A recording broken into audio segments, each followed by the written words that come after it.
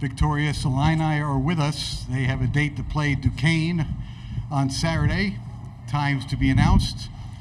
Head coach Brad Underwood is with us with Marcus Damask and Dane Danger. We're going to ask the head coach to make a statement on this game, and then we'll go to questions for all three gentlemen on the dais. Brad, please. Well, obviously you feel good anytime you get a win in the NCAA Tournament.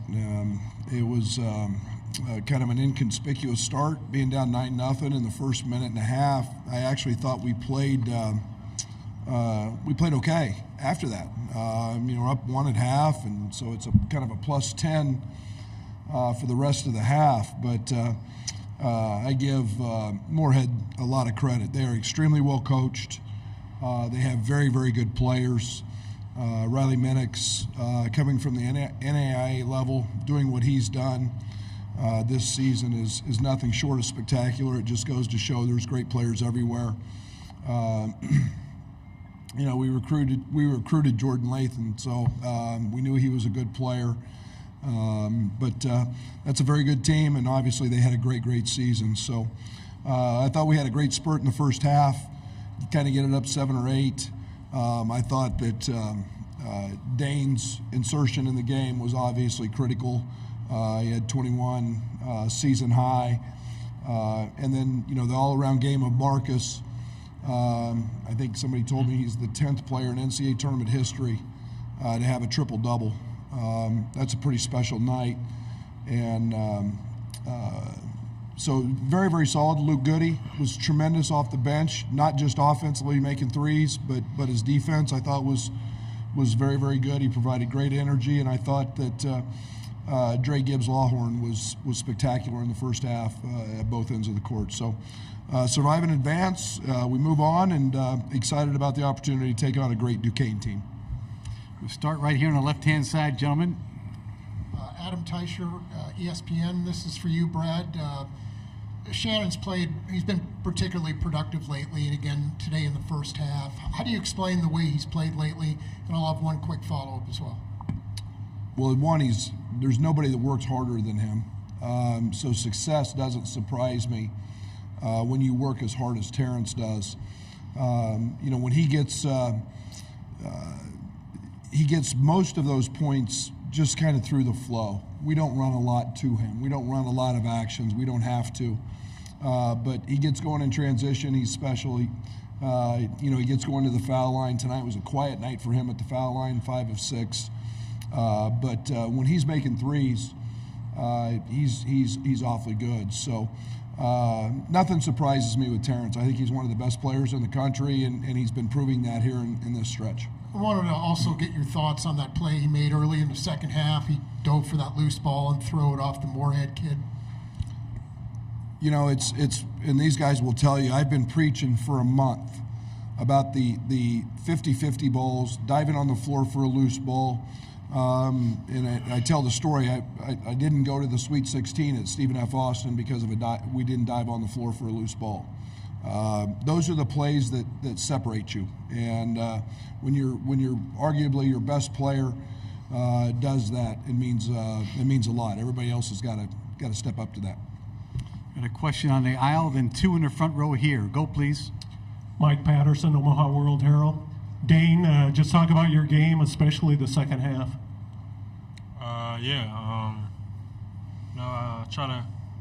Try to come out, do whatever I can to help the team win, whatever that looks like, whether it was me rim running or rebounding, I just want to do whatever it takes to help the team win. This is a team effort, so we're in it together.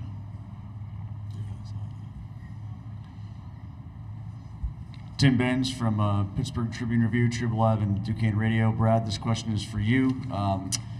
Duquesne just played a BYU team that, like you guys, is very comfortable playing and winning in the 80s.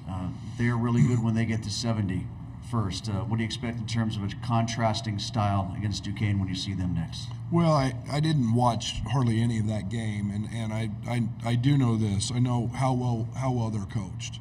I have so much respect. I've done a lot of clinics over the years with Keith. I've known him back since my junior college days, and I know his teams are extremely tough. I know they're going to fight To me, that was not an upset. That was not shocking. The Atlantic 10's a tremendous league, and I think they started 0-5, if I'm not correct. If I'm correct, and then to get to this position, that's on a coach. That's on a coach leading his players in the right direction. So we know we've got a tough game, and they did a great job. It looks like numerically from the 3-point line and taking that away from BYU. So yeah, we'll have to play well, no doubt. Right in front. It's for Marcus and Brad. What is Dane giving you in this postseason? Seems like the last 4-6 weeks he's just turned it up. Marcus, you're first, please. Then Brad. Yeah, Dane he gives us a presence down low. Obviously with Coleman at the 5, it's a different look. So when Dane comes in, our team kind of changes, and it makes teams adapt to what we do. And then 9 for 9 is insane. He went 9 for 9. Just the efficiency is off the charts. And then even defensively, I know he's been blocking shots a lot better. Just his overall presence down low is just a hassle for teams. Well, 8 rebounds, the block shots. We know Dane can score. Dane's always been a very, very capable scorer, but his presence, his physicality. We're not here or not winning a Big Ten championship without him, what he did last weekend. And just the simple things that he's doing, they're not all post-ups, they're rim runs, they're offensive rebounds.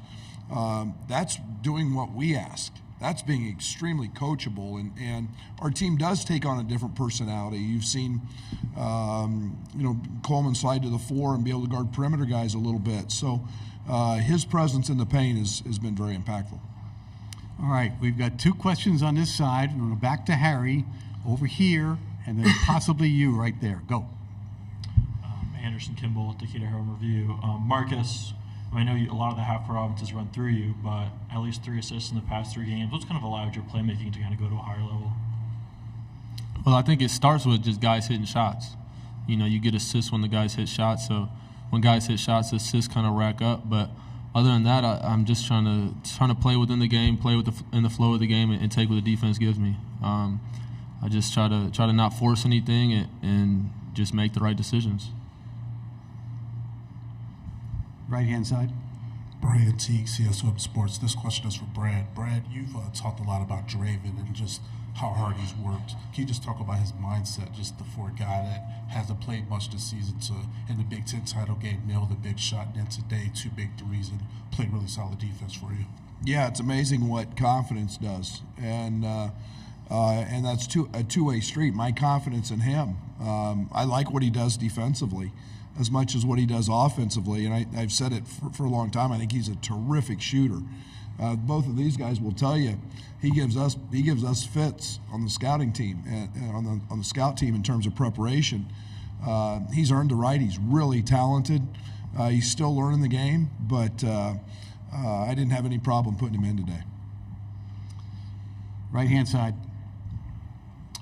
Julio Alceo with KCSR. Coach, you mentioned about preaching, and Duquesne were pretty proud of themselves in terms of battling for the 50-50 ball. Are you expecting another sermon tonight in terms of preaching to the guys the importance of 50-50 balls, eliminating second chance points against a team that showed they were capable of doing that? Absolutely. We have a saying in our program. It's a moniker we live by, everyday guys.